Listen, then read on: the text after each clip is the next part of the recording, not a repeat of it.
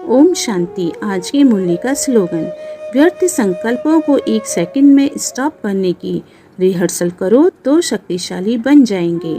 व्यर्थ संकल्पों को एक सेकंड में स्टॉप करने की रिहर्सल करो तो शक्तिशाली बन जाएंगे। स्लोगन विश्लेषण। पहला, व्यर्थ संकल्प का अर्थ क्या है? व्यर्थ संकल्प वे विचार हैं जो परिणामहीन, उत्पादकता रहित और नकारात्मक ऊर्जा वाले होते हैं, जो किसी की दोष देखने, तुलना, पश्चाताप, चिंता, भविष्य की अनावश्यक कल्पना आदि से जुड़े होते हैं। यह आत्मा की ऊर्जा को खा जाते हैं, स्मृति को धुंधला कर देते हैं और बाबा की याद से हटा देते हैं। जैसे उदाहरण, मुझे ये सेवा क्यों नहीं मिली? अगर मैं ऐसा करता तो बेहतर होता। यह व्यक्ति मुझे तंग करता है, मैं तो कुछ नहीं कर पा रहा, कल क्या होगा? आदि आदि। दूसरा, एक सेकंड में स्टॉप क्यों जरूरी है? मन की गति बहुत तेज है। एक सेकंड में कई संकल्प बनते हैं। अगर विचार को प्रारंभ में ही पकड़कर रोक दिया जाए तो वह भावनाओं और कर्म तक नहीं पहुंचता।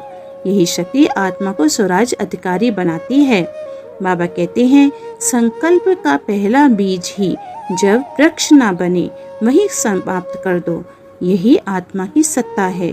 तीसरा, रिहर्सल करो, यह अभ्यास क्यों? आत्मिक स्वराज अभ्यास से आता है, केवल ज्ञान से नहीं। बार बार अभ्यास से संकल्पों को रोकने की शक्ति विकसित होती है। रिहर्सल के तरीके, हर घंटे 1 मिनट 100 में स्थित हो जाएं और देखें मन कहाँ भटका। डायरी लिखें, दिन में कितनी बार व्यर्थ संकल्प आए और कैसे उन्हें रोका। संकल्प स्टॉप पॉइंट, जैसे मैं आत्मा साक्षी स्वरूप हूँ, ये विचार तुरंत डाल दो। चौथा, शक्तिशाली बन जाएंगे। कैसे? व्यर्थ संकल्प अर्थात ऊर्जा की प्रवाती। संकल्पों की शक्ति बचाने से आत्मा में तीव्र निर्णय शक्ति, स्थिति की स्थिरता और बाबा की याद से सहज टिकाव आता है।